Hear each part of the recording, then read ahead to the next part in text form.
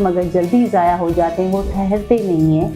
तो उसके लिए ये बहुत ही अच्छा मतलब एक रिस्पॉन्स है और इसका एविडेंस बेस भी है, इस पर रिसर्च भी हुई है कि अगर हम अपनी डेली लाइफ रूटीन में या अपनी न्यूट्रिशन से कुछ चीज़ें, अपने खानों से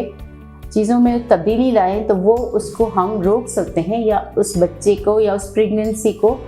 बढ़ाने में वो हेल्पफुल होती है। या जो औरतें अभी प्री कंसेप्शन काउंसलिंग है, जैसे कि वो अभी अपना बच्चा करना चाह रही हैं कि डॉक्टर के पास भी आती है, या फिर उनको शादी को 6-8 महीने भी हुए हैं या कंट्रासेप्शन से आके अब वो कहती हैं कि हमें अब प्रेगनेंसी करनी है, तो उनके लिए भी ये बेहतर है कि वो उस प्रेगनेंसी को ठहरने में मदद करेगा या उसको हेल्प करे। उसमें पहले तो ये है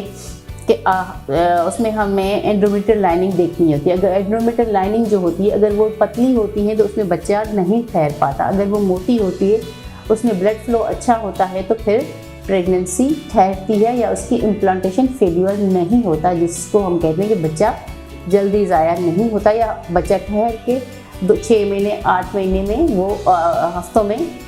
जो है वो फेल्यूर की तरफ नहीं जाता, क्योंकि ब्लड सर्कुलेशन अगर नहीं होगी, अगर बच्चे की तरफ खून नहीं जाएगा तो फिर वो फेल्यूर में जाता है। उसके लिए सबसे पहले तो आपने अपनी स्ट्रेस को कम करना है।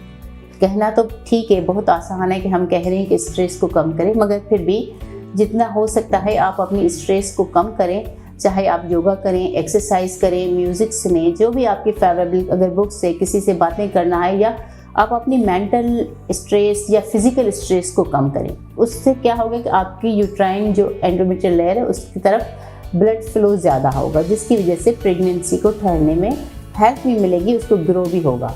एक दूसरी है विटामिन ई। विटामिन ई के जो लो डोज है वो 2007 की स्टडी से भी जो है वो प्रूव हुआ है कि उसकी वजह से भी इंक्रीज ब्लड फ्लो होता है एंडोमेट्रियल कैविटी को और बच्चे को सपोर्ट मिलती है